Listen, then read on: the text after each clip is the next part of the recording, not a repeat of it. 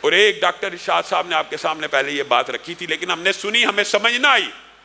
استغفار بنیادی طور پہ ایک صابن کا، ایک دھلائی کا، ایک صرف کا کام کرتی ہے۔ ہم نے معاشرے میں کیا دیکھا ہے کہ بندہ گناہوں سے آلودہ ہے۔ جب بندہ گناہوں سے آلودہ ہو گیا، گویا اس کا جسم، بدن میل کچیل میں چلا گیا، دل کالا ہو گیا، دل پہ نقطے پڑ گئے، دل بیمار ہو گئے، دل مریض ہو گئے، کفل پڑ گئے، مورے لگ گئی، پتھر ہو گئے، یعنی پورے کا پورا بدن بدبودار ہے، پورے کا پورا بدن مریض ہے، پورے کا پورا بدن گندا ہو چکا ہے۔ اب گندے بدن والے بھی معاشرے میں علماء کے پاس، مولویوں کے پاس آ کے کہتے ہیں فلاں تسبیح بتائیے، کوئی تسبیح بتائیے، کوئی وظیفہ بتائیے۔ ان کو بتایا جاتا ہے سبحان اللہ پڑھا کرو، الحمدللہ، انشاءاللہ اس کے فضائل کے حوالے سے موقع ملا تو کبھی گفتگو کریں گے۔ یہ تسبیحات کیا گناہوں سے لتھڑے ہوئے جسم کو، گناہوں سے آلودہ جسم کو اس طرح فائدہ پہنچا سکتی ہیں جو فائدہ گناہوں سے پاک جسم کو پہنچائیں گی؟ اس کی مثال محدثین نے یوں بیان کی ہے کہ یہ جو استغفار ہے یہ بنیادی طور پہ صابن اور صرف کا کردار ادا کرتا ہے۔ آپ کے کپڑے میل کچیل سے بھر جائیں، گندے غلیظ ہو جائیں، استغفار کرتے رہیں تو اللہ تعالیٰ یہ میل کچیل اس سے دور کر دے گا۔ اب ریکوائرڈ ہے، اب ان کپڑوں کو ریکوائرڈ ہے کہ یہ کپڑے میل کچیل سے پاک ہو گئے تو ان کے اوپر خوشبو بھی لگے، ان کے اوپر پرفیوم بھی چھڑکی جائے۔ وہ پرفیوم، تسبیحات، تحلیلات، اللہ اکبر، تکبیرات اور لا حول ولا قوت الا باللہ اور درود پاک وہ ہیں۔ اگر ایک بندہ کوشش کرے کہ میں صرف تسبیحات سے ہی اپنا کام چلا لوں تو اس طرح کام نہیں چل سکتا۔ عارضی طور پہ گندے کپڑے کے اوپر آپ جتنی مرضی پرفیوم چھڑک دیں تو وہ کتنی دیر بعد غائب ہو جائے گی، چند لمحوں کے بعد اس کا وہ اثر نہیں رہے گا۔ تو ابتدا اس سے کرنی چاہیے کہ میں نے کثرت کے ساتھ استغفر اللہ الذی لا الہ الا هو الحی القیوم واتوب الیہ یہ پڑھنا ہے۔ اگر رسول، اچھا یہ پڑھنے میں نا ٹائم بھی کوئی نہیں لگتا۔ آپ میں سے جس بندے کو یہ تجربہ اور عادت ہو جائے نا، لیکن نیت ہونی چاہیے۔ نیت وہی بات، امید بھی اللہ سے اور سوال بھی اللہ سے۔ استغفر اللہ استغفر اللہ استغفر اللہ آپ پڑھنا شروع کریں، آپ 1 منٹ کے اندر ایک تسبیح پڑھ سکتے ہیں، پوری کی پوری 100 مرتبہ پڑھ سکتے ہیں 1 منٹ میں۔ جب کسی کو کہا جاتا ہے 10 مرتبہ پڑھ لیا کرو، یعنی 10 تسبیحات نکال لیا کرو، ان کو لگتا ہے یہ بڑا لمبا وظیفہ۔ لیکن اگر آپ یہ کر کے دیکھیں گے، آزمائیں گے،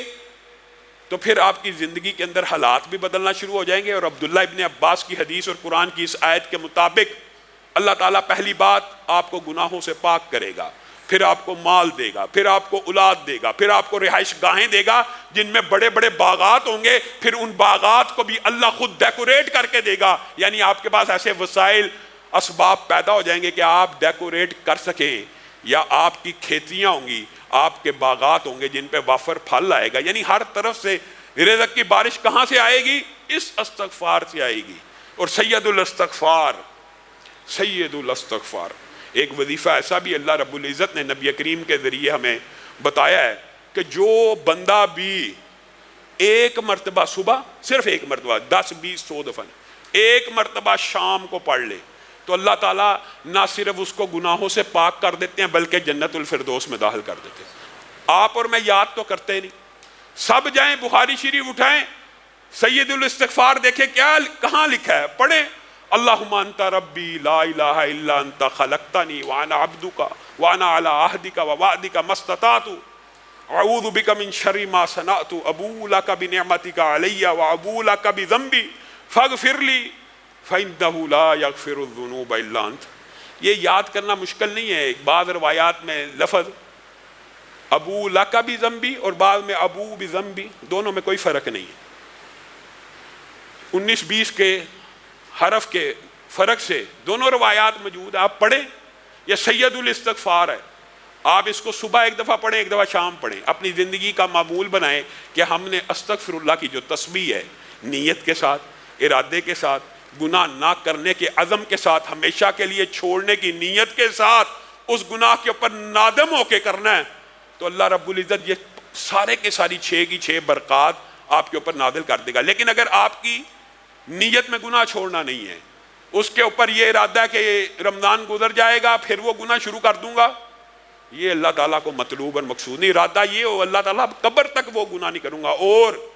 میں آپ کو یہ بات بتلاؤں، یہ لوگ سمجھتے ہیں کہ یہ جو توبہ استغفار ہے یہ صرف گناہ گاروں کو کرنی چاہیے۔ آپ کے سامنے رسول اللہ صلی اللہ علیہ وسلم کر رہے ہیں، اور یہ صرف رسول اللہ صلی اللہ علیہ وسلم ہی کی سنت نہیں ہے، یہ بھی آپ کو بتلا دوں۔ یہ سابقہ جتنے انبیاء آئے ہیں ان کی بھی سنت ہے، اور ان کا ذکر بھی قرآن پاک میں موجود ہے۔ حضرت آدم نے توبہ کی ہے، قرآن پاک میں الفاظ موجود ہیں نا، ربنا ظلمنا انفسنا، خود کا۔ حضرت نوح نے بیٹے کے لیے دعا کی نا، بعد میں کہا نا اللہ تعالیٰ مجھے معاف کر دے، میں نے اس چیز کا سوال کیا جو میرے پاس علم نہیں تھا۔ حضرت موسیٰ سے جب بندہ مر گیا تھا دعا کی تھی نا، توبہ کی۔ یونس جب مچھلی کے پیٹ میں گئے دعا کی، توبہ کی، لا الہ الا انت سبحانک انی کنت من الظالمین۔ تو گویا انسان کو یہ نہیں سوچنا چاہیے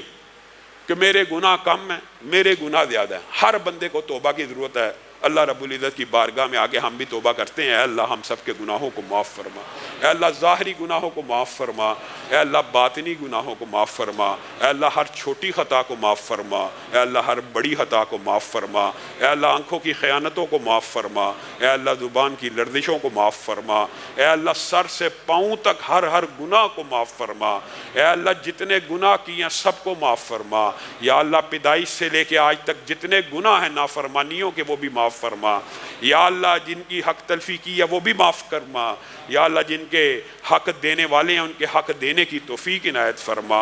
یا اللہ جنہوں نے ہمارے حق دینے ہیں ان کو بھی ادا کرنے کی توفیق عنایت فرما، یا اللہ ہم سب کے گناہوں کو معاف فرما، یا اللہ ایک ایک پائی اتارنے کی توفیق نصیب فرما، یا اللہ جو مشکلات کا بائی شکار ہیں ہر روز کہتے ہیں دعا کریں، یا اللہ ان کی مشکلات کو دور فرما، یا اللہ ان کی مشکلات کو دور فرما، یا اللہ جن کے پیسے پھنسے میں ان کے پیسوں کو، یا اللہ ان کے پیسوں کو ادا کروا، یا اللہ ان کے پیسوں کو واپس لوٹا، یا اللہ جتنے لوگ پریشان ہیں یا اللہ ان کی پریشانیوں کو دور فرما، یا اللہ ہم سب کو رزق حلال فراہ نصیب فرما، یا اللہ ہم سب کو رزق حلال فراہ نصیب فرما، یا اللہ آپ سے التجا ہے یہ استغفار کا درس پڑھا، یا اللہ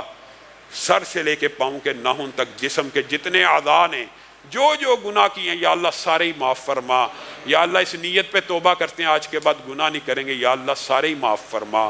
یا اللہ اس نیت پہ توبہ کر رہے ہیں یا اللہ کے اقرار بھی کرتے ہیں یا اللہ اپنی جانوں پہ ظلم کر بیٹھے ہیں، یا اللہ جہالت سے ظلم کر بیٹھے ہیں، یا اللہ غفلت سے ظلم کر بیٹھے ہیں، یا اللہ شیطان لعین کے شر کا شکار ہو کے گناہ کر بیٹھے ہیں، یا اللہ معاف فرما، یا اللہ ہمارے جسموں کو گناہوں سے پاک فرما، یا اللہ چھوٹا بڑا ہر گناہ معاف فرما۔ سبحان ربک رب العزت عما یصفون وسلام علی المرسلین۔